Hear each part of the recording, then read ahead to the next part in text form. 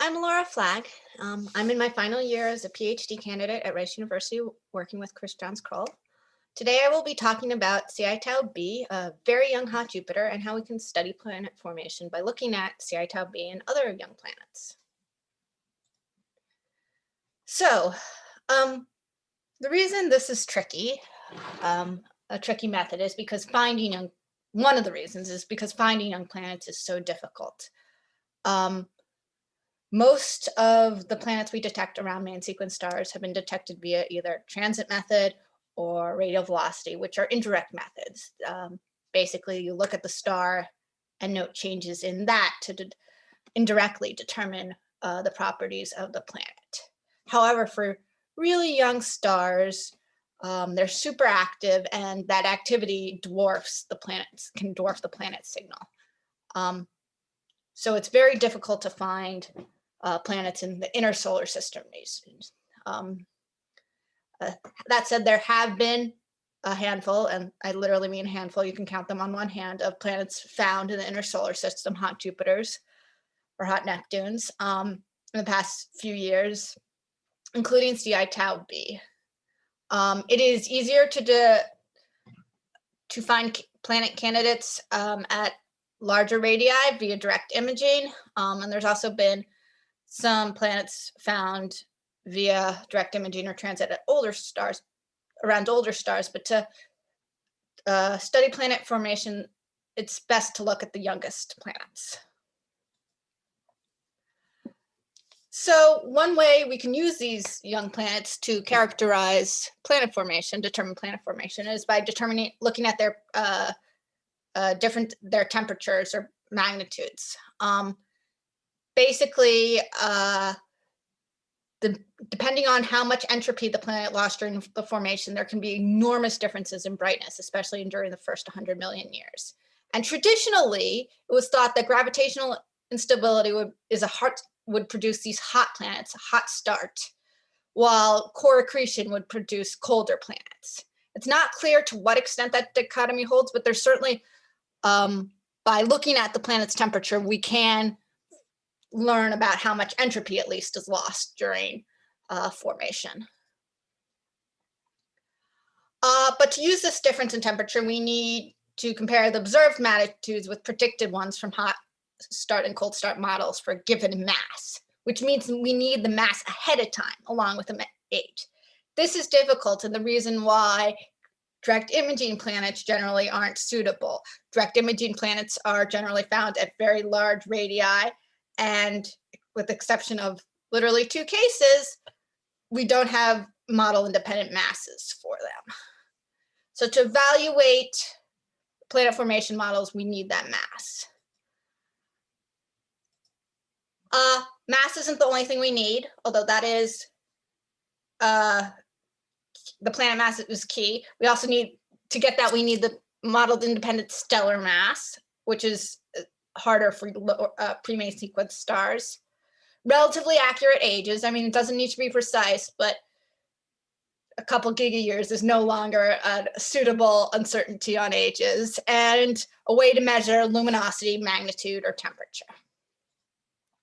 So one potential solution is direct spectroscopic detection. This gives us the mass and the magnitude of the planet. Basically, the way this works is you take spectra of close-in stars and their planets at different phases of the planet's orbit. Because the planet is going around an orbital phase, its signal is moving in a velocity space. The star signal is essentially constant and can be more easily removed, and thus leaving the planet's signal. And then the planet's spectrum, and you can then get the mass and the magnitude.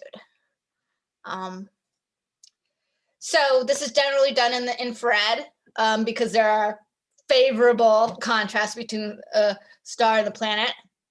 There are also lots of molecular lines regardless of the temperature of the object. And this has been used to find CO and H2O in hot Jupiters around main sequence stars with high-resolution infrared spectrometers over the past decade or so. And with current technology, in the infrared, we currently get contrast ratios better than 10 to the 4. And this would allow us to detect generally 5 to 10, maybe 2 Jupiter mass objects that are formed via hot start, but not anything formed via cold start. And so that basically gives us a way to separate the hot start planets and the cold start planets, at least the most massive ones. So on to Ci Tau.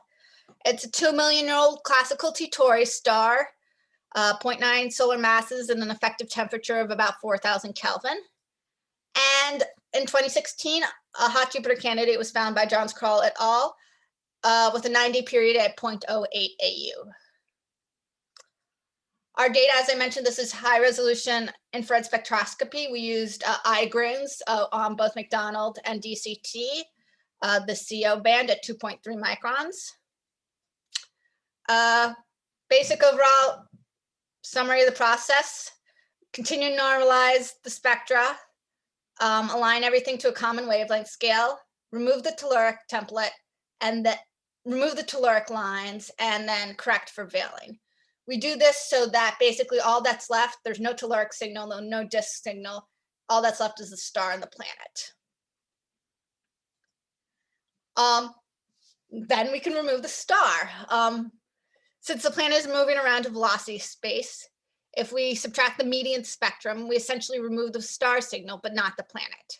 Plotted here are spectra before and after median subtraction. You can see the simulated planet signal remains because the spectral feature is at different velocities in different spectra because they were taken at different orbital phases. Pointed out here, this is the same feature, just shifted in velocity space. And it becomes very apparent only after the star is subtracted out. But note, all of this is actually just simulated data. In real data, you cannot see this spectrum. It still just looks to the naked eye like noise. So we want to find ways to detect this signal. And so we need to basically align the spectra so we can then co-add them. And unless the planet is transiting, we do not know how to do not know the planet's velocity amplitude ahead of time, which is just based on the inclination and total velocity. So we just try all the different possibilities. We step through the different possibilities. And we see which one coherently adds the signal. In this case, you can see here, it's the one at 88 kilometers per second, the spectra coherently co-add, and you get the planet spectrum. But again, with real data, this is still very, very hard, if not impossible, to see with naked eye. So to further amplify this, we use a cross-correlation function with a CO template. With a template at each different velocity amplitude to combine the signal from all the different molecular features into one. In this simulation, you can see how the peak of the cross-correlation function increases as the planet signal aligns, and then decreases as it, again, becomes misaligned. We can also differentiate detections from noise because detections occur at the systemic velocity of the system.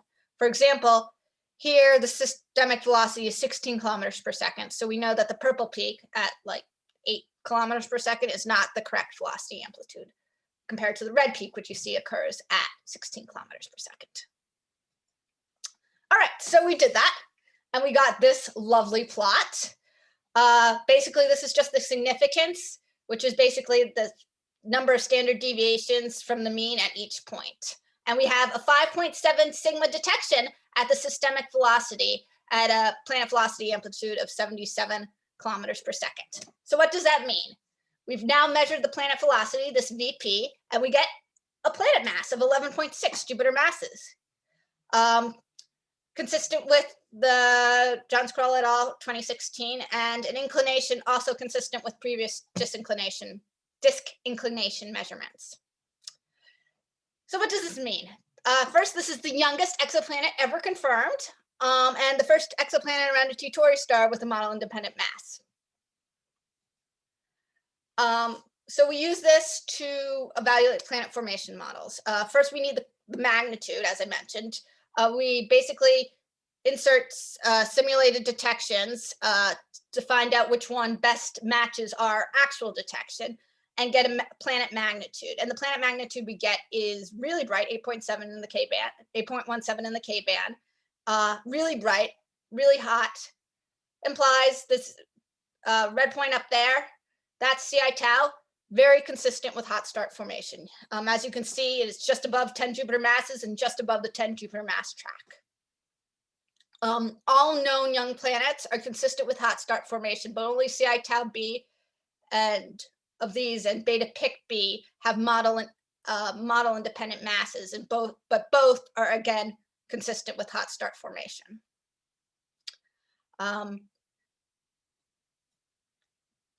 So to conclude, we have confirmed the existence of Ci tau b, a 2 million-year-old hot Jupiter, the youngest confirmed hot Jupiter. We have estimated its magnitude to determine it formed via hot start mechanism, and we can do this for other molecules and other planet candidates to further explore planet formation. Thank you.